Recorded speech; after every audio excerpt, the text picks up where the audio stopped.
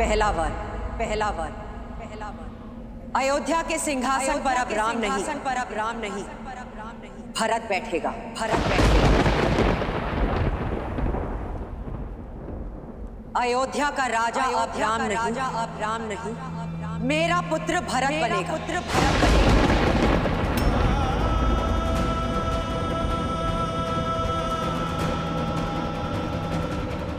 क्या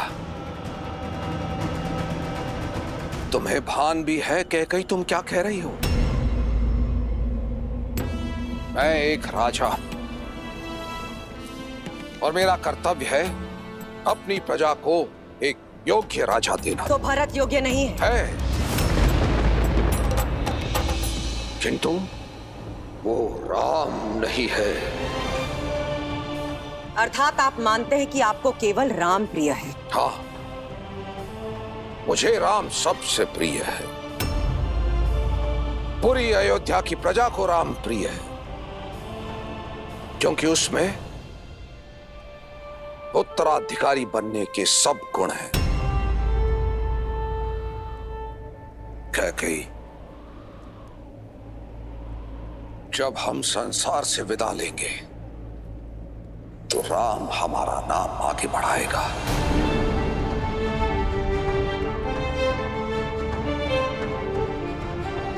वो अयोध्या को और अपने भाइयों को संभालेगा।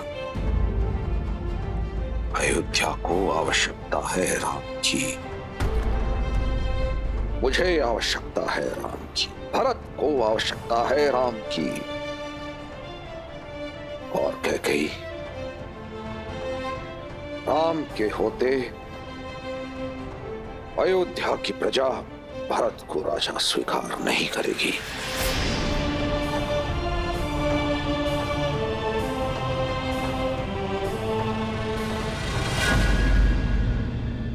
दूसरा वर तो सुन लीजिए महाराज, दूसरा वर तो सुन लीजिए महाराज, दूसरा वर तो सुन लीजिए महाराज। दूसरे वर में, दूसरे वर में, दूसरे वर में वनवास, वनवास।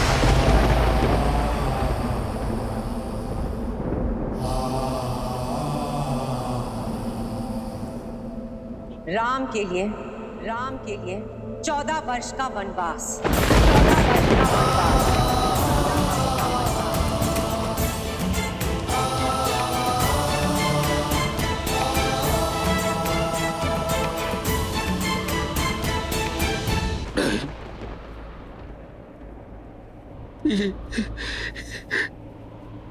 ये क्या कह दिया तुम कैकेयी?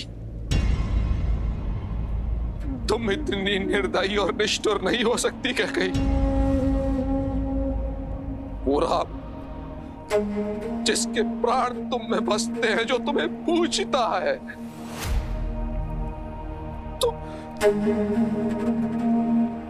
तुम उसे वनवास भेजने की बात कर रही हो।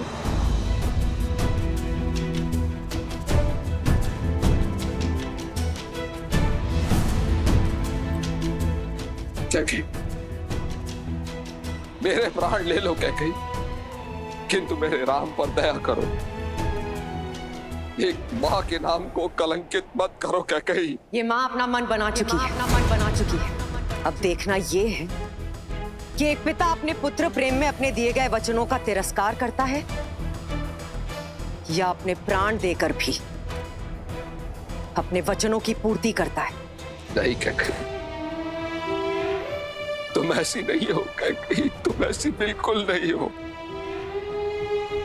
तुम पर किसी ने वशीकरण किया। तुम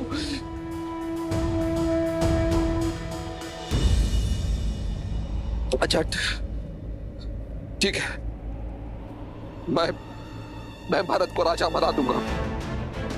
राज सिंहासन भरत को मिलेगा, पूरी प्रजा भरत को राजा मानेगी। राम उसका सेवक बन के रहेगा।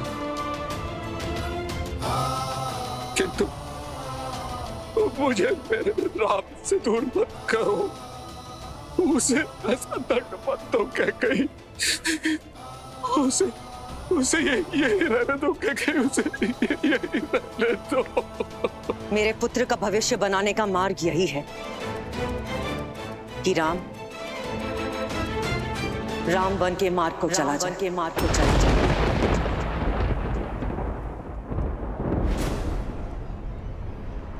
अब बोलिए महाराज, एक रघुवंशी अपने वचन का मान रखेगा या एक पिता राजा हरिश्चंद्र का सत्य, भागीरथ की दृढ़ता और रघु के संकल्प की हत्या करेगा।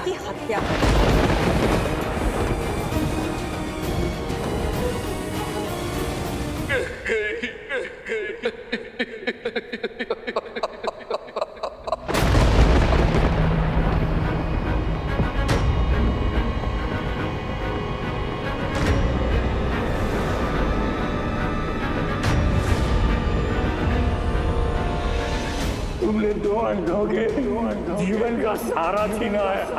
तुम भी अपनी आंखों के तारे से दूर हो जाओगे। अपने धर्म रक्षक पुत्र के वियोग में तरस कर मरोगे तुम। ये बूढ़े दुखी पिता का श्राप है।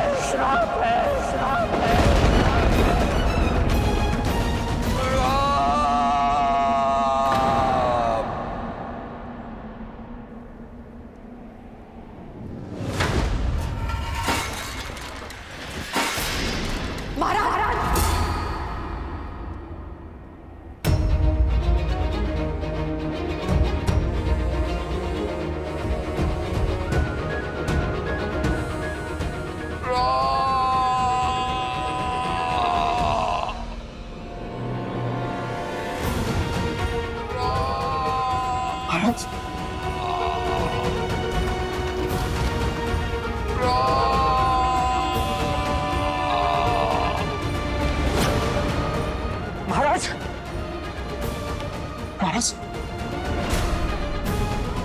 आप ठीक तो हैं? मैं अभी वैद्य जी को लिखा लेता हूं।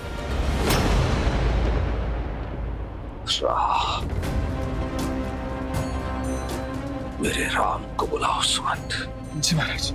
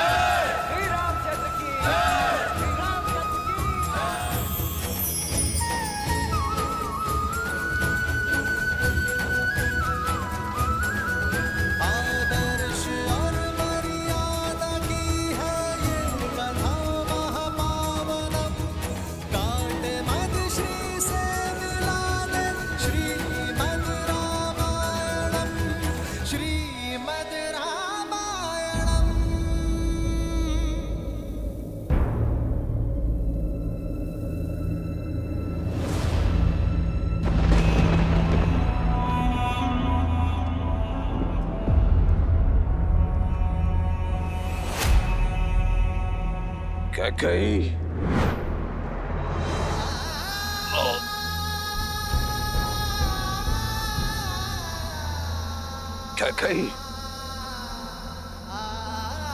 ये भीषण कर्म मत करो। महाराज दशरथ को ये गिड़गिड़ाना शोभा नहीं देता है।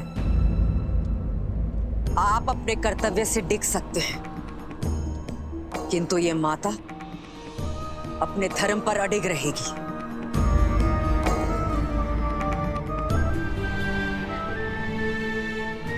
कभी नहीं सोचा था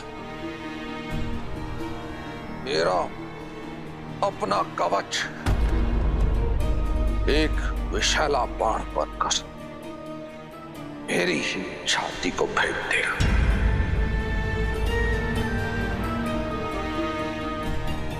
जिस कैकेयी से मैंने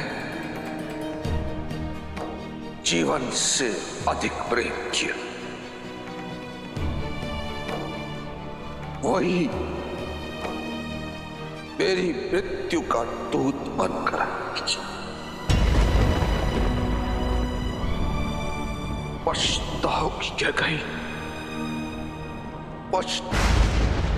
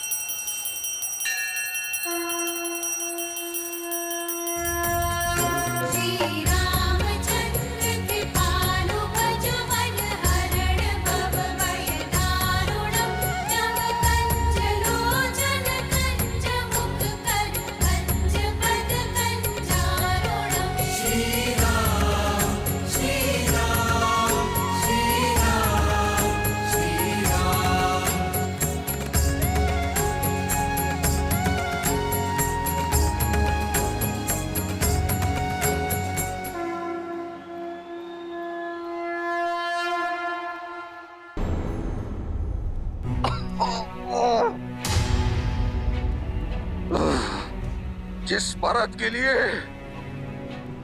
तुम इस राज सिंहासन का षड्यंत्र रच रही हो, वो कभी भी इस सिंहासन को स्वीकार नहीं करेगा।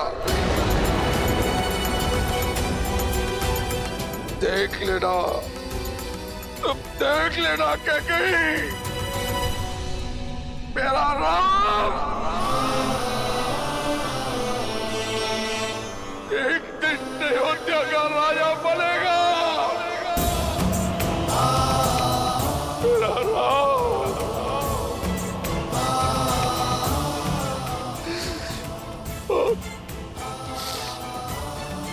और इसके तीनों भाई मेरे तीनों पुत्र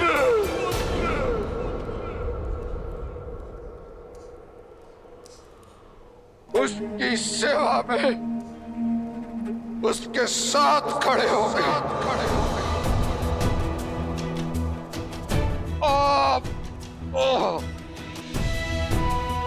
मर्यादा और न्याय का मुकुट फिर से अयोध्या के सर पर होगा। तुम कैसे भूल गई कैकेयी? स्वयं तुमने मुझे अपने पिता से वचन मुक्त करवाया था। क्या कही? स्मरण है तुम्हें? तुमने कहा था कि मेरा ज्येष्ठ पुत्र तुम्हारा पुत्र भी होगा, किंतु क्या कही? अब जो तुम कर रही हो ना, उससे तुम्हारा नाम इतिहास में कलंकित हो जाएगा।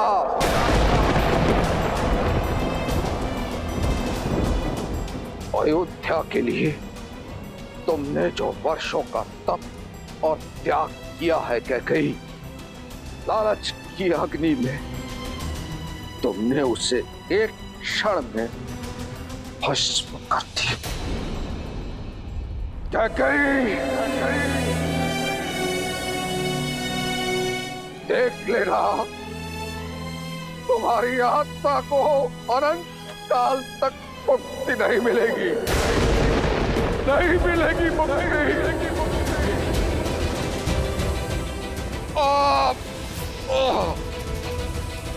तुमने जो ये कुकृत्य किया है ना, इसके बाद कोई मनुष्य तो क्या, कोई राक्षस, कोई दैत्य, कोई पिशाच भी अपनी पुत्री का नाम कैकेयी नहीं रखेगा।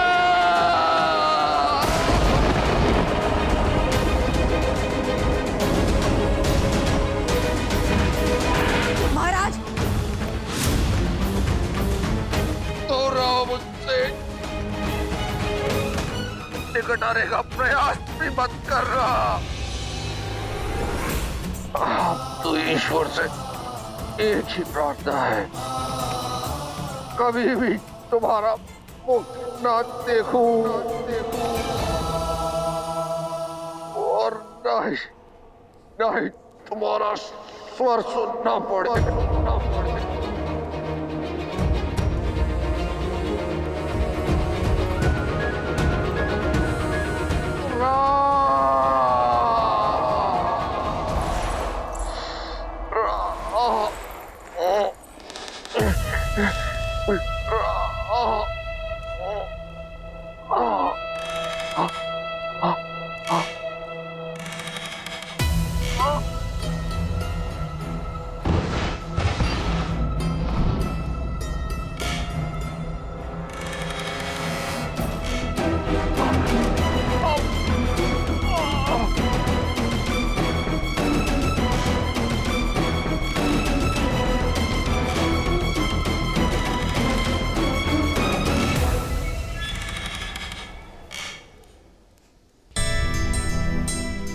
सुखी रहो। तुलादान के लिए आगे बढ़ो राम। जी माँ। तुम्हारे भार के बराबर स्वर्ण मुद्राएं और आभूषण प्रजा में बांटी जाएंगी। तुलादान एक धन का सूचक ही नहीं, एक होने वाले राजा के लिए संकल्प है कि एक राजा जीवन भर प्रजा का हित और उनका सुख साधेगा।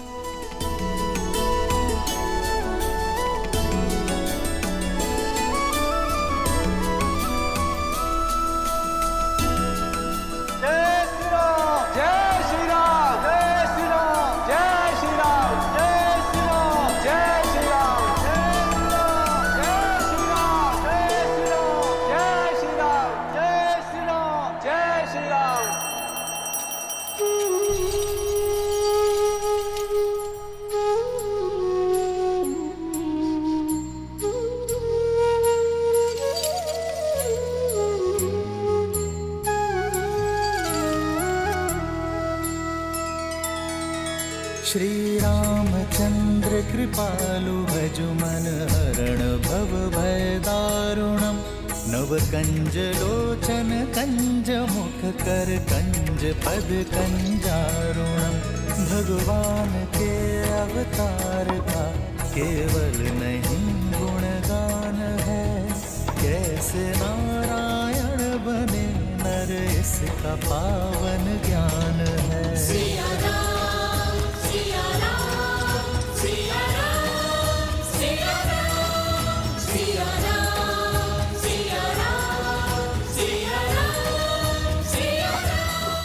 और मुद्राएं डालो और स्वर्ण डालो।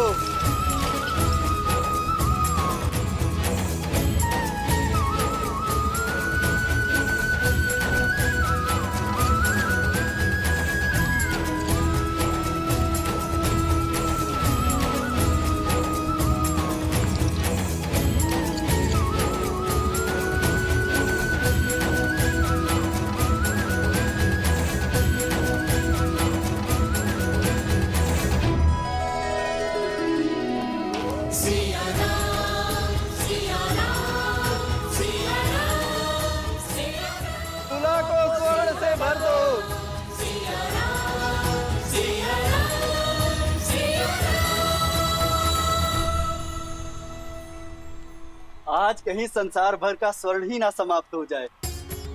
लगता है स्वयं देवी लक्ष्मी जी की कृपा हुई है आज अयोध्या वासियों पर। भैया, आज प्रसन्नता इतनी है कि अयोध्या के प्रत्येक घर को स्वर्ण से भर देना है।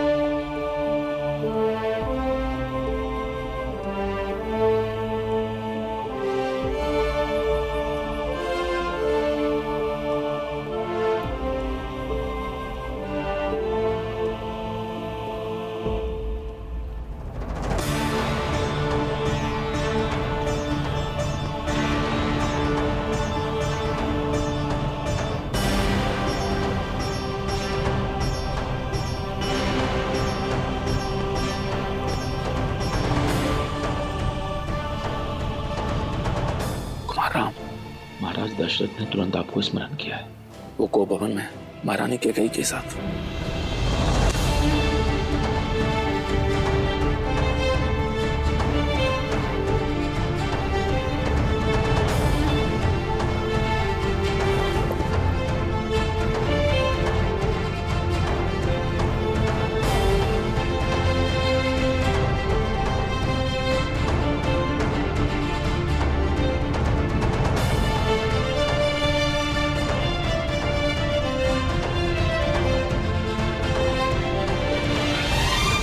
आप सभी से क्षमा चाहूंगा, किंतु मुझे जाना होगा।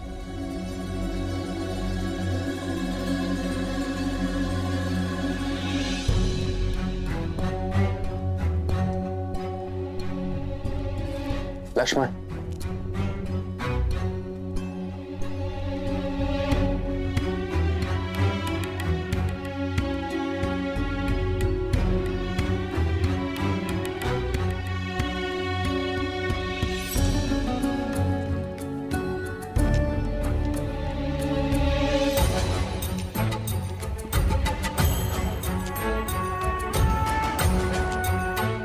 सुमित्रा, राम का यूं अचानक जाना, सब ठीक तो है ना? पता नहीं दीदी, किंतु अमात्य सुमंत्र बहुत गंभीर दिख रहे थे।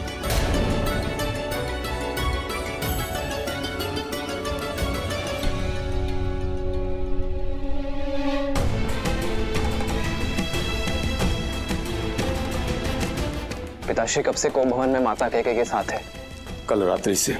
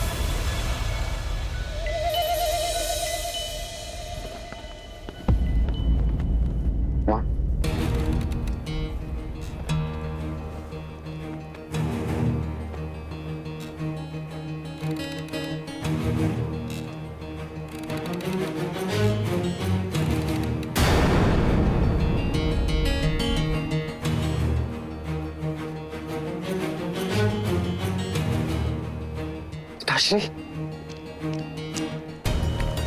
पिताश्री, पिताश्री, पिताश्री, उठिए पिताश्री, उठिए।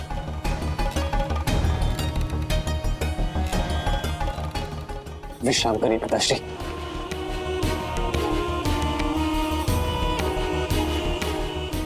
पिताश्री, पिताश्री आप ठीक तो है ना? पिताश्री आपका स्वास्थ्य, कहिए ना आपको क्या हुआ है?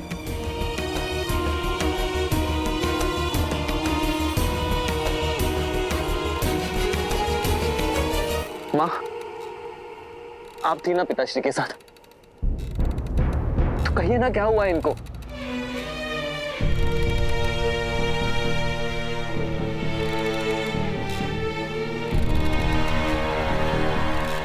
माँ,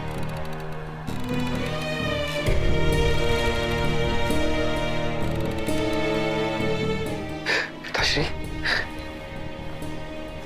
पिताश्री मैं राज वैद्य को बुलाकर लेकर आता हूँ। वो तुरंत आपका उपचार कर देंगे। राज वैद्य को बुलाने का कोई लाभ नहीं।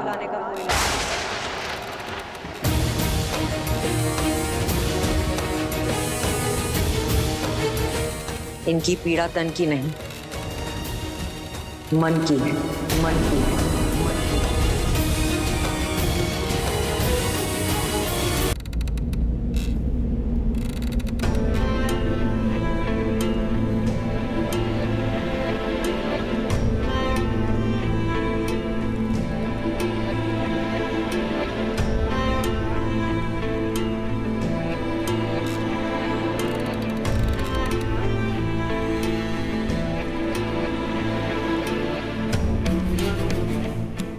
उपचार तो मन की पीड़ा का भी होता है माँ।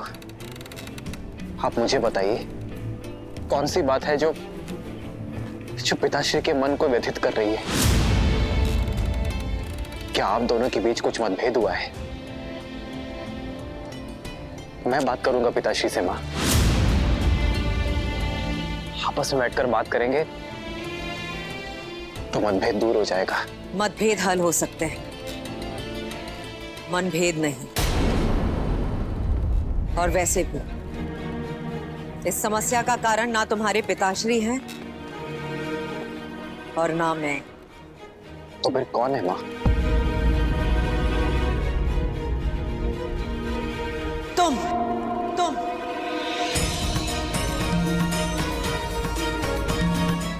हो इस समस्या का कारण राम। तुम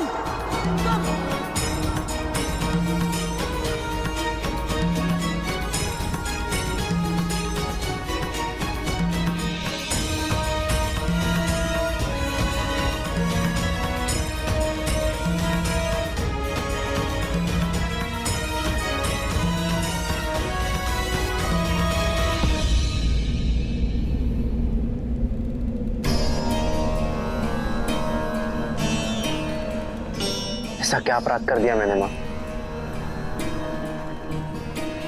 कि मैं अपने ही पिताश्री के लिए समस्या बन गया? यदि समस्या का कारण मैं हूं,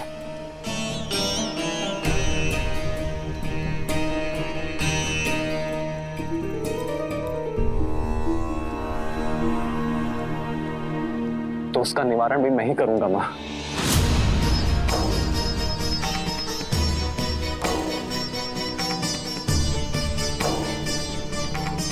समस्या का कारण तुम अवश्य हो, किंतु निवारण तुम्हारे वश में नहीं है। आज तुम्हारे कारण तुम्हारे पिताश्री वो करने जा रहे हैं जो आज तक किसी रघुवंशी ने नहीं किया। कोई की मर्यादा को तोड़ने का अपराध।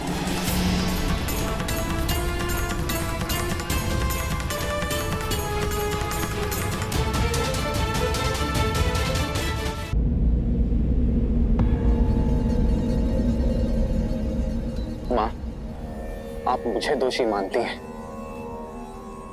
ये स्वीकार है मुझे, किंतु महाराज दशरथ सदा निष्कलंक थे। सदा रहेंगे। वो जीवन भर धर्म की रक्षा, रघुवंश की मर्यादा के मार्ग पर चले हैं मां। सृष्टिहीन मनुष्य मार्ग भटक जाता है और तुम्हारे प्रिय पिताश्री पुत्र मोह में, तुम्हारे मोह में मार्ग भटक चुके हैं, दृष्टिहीन हो चुके हैं और अधर्म के रास्ते पर चल चुके हैं।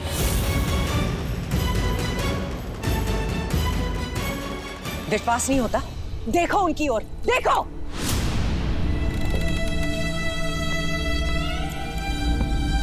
मर्यादा भंग करने के शूल ने इनके शब बांध दिए, किंतु इनका मुख साक्षी है कि रघुकुल की मर्यादा का पालन नहीं कर पाए और अपने दिए गए वचन से पलट गए हैं ये। पूछो इनसे, पूछो अपने पिताश्री से,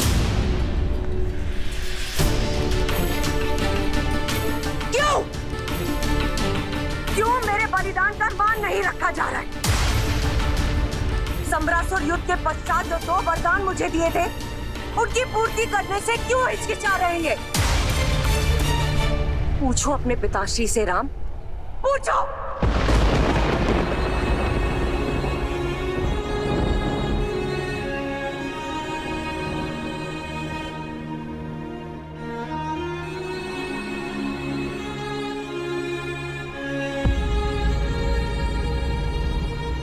संतान होते ही इसलिए मां कि पुरखों की मर्यादा सनातन रहे। वो पुत्र ही क्या, जो अपने माता और पिता के वचन को पूर्ण न कर सके।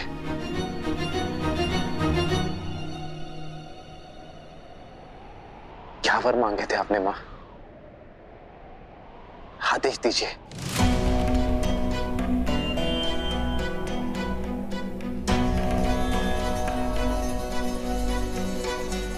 जो पिता नहीं कर पाए वो पुत्र क्या करेगा? फिर भी अगर तुम सुनना ही चाहते हो तो सुन। मेरा पहला वर, अयोध्या के सिंहासन पर अब तुम नहीं, मेरा पुत्र भरत बैठेगा।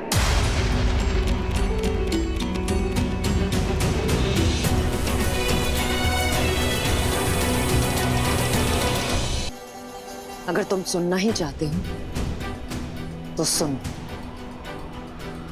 मेरा पहला वर, अयोध्या के सिंहासन पर तुम नहीं, मेरा पुत्र भरत बैठेगा।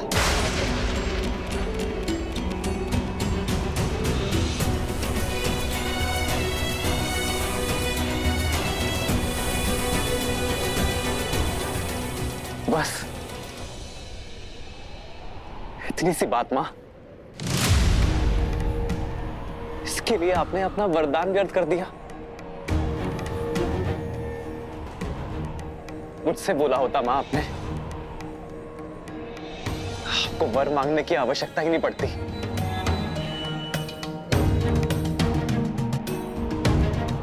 मेरा भरत राजा बने, ऐसे किसी को क्या आपत्ति हो सकती है मां? भरत जैसा न्यायप्रिय और परोपकारी राजा पाकर अयोध्या धन्य हो जाएगी मां। अब दूसरा वर बताइए मां।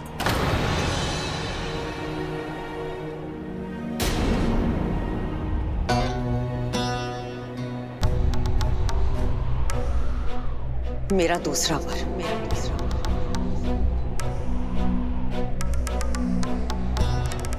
तुम शीघ्र अतिशीघ्र अयोध्या छोड़कर 14 वर्षों के लिए वनवास चले जाओ।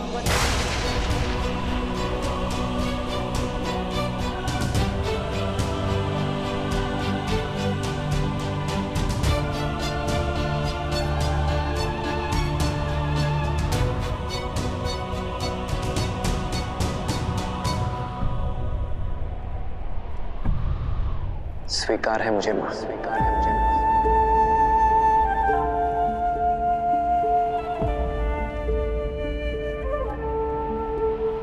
हाँ, थोड़ा कष्ट होगा।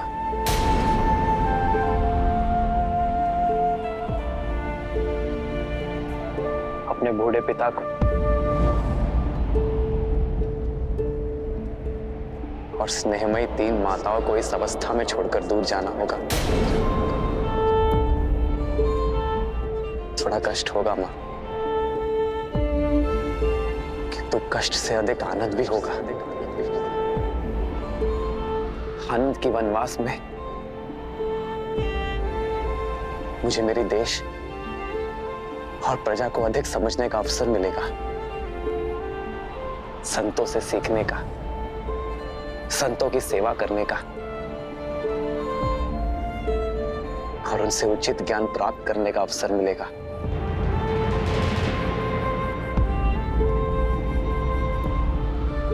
अपने पिता के वचनों का मान रखने का गर्व मिलेगा।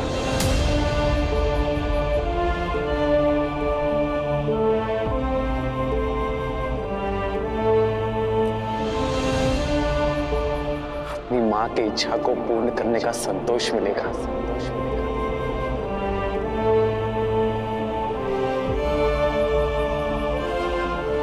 मेरे भरत को राजपथ और मुझे ज्ञानपथ मिलेगा मां।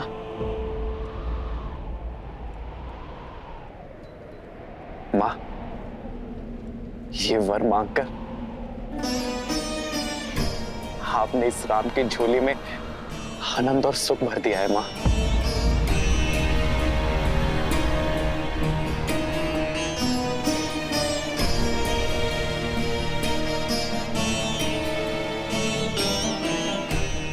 मां, आपका ये पुत्र आपकी इच्छा और पिताश्री के वचन दोनों को अवश्य पूर्ण करेगा।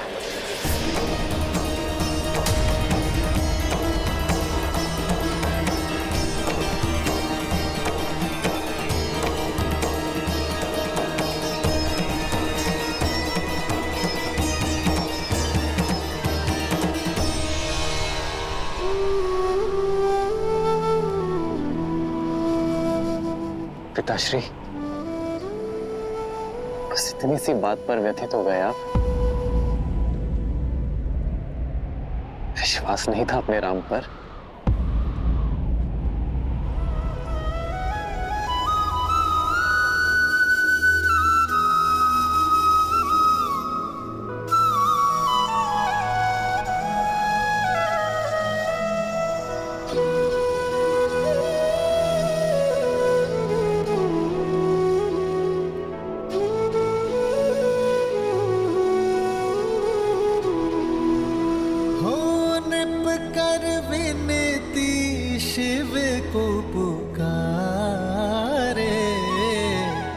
कृपा करो प्रभु कष्ट न तारे।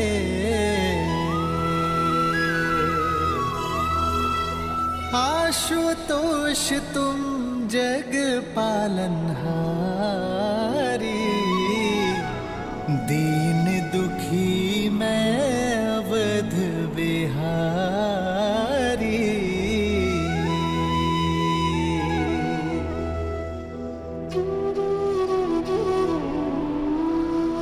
प्रसन्न हो जाइए पिताश्री, आपके राम को महाराजा हरिश्चंद्र और भगीरथ के मार्ग पर चलने का सौभाग्य मिला है। मैं धर्म यात्रा पर प्रस्थान करने जा रहा हूं पिताश्री। अपने नेत्रों पर इन अश्रुओं के साथ नहीं, अपने मुख पर गर्व के साथ अनुमति दीजिए पिताश्री।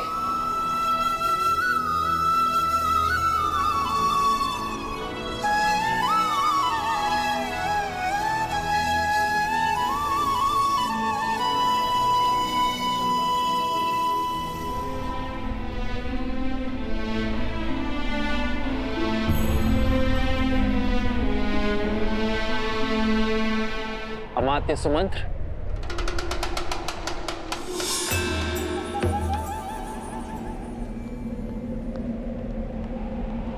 जी कुमार। पिताश्री का स्वास्थ्य ठीक नहीं है, ये किसी को ज्ञात नहीं होना चाहिए। आप इसी क्षण राजसभा जाए और मेरा एक संदेश सभी को दें।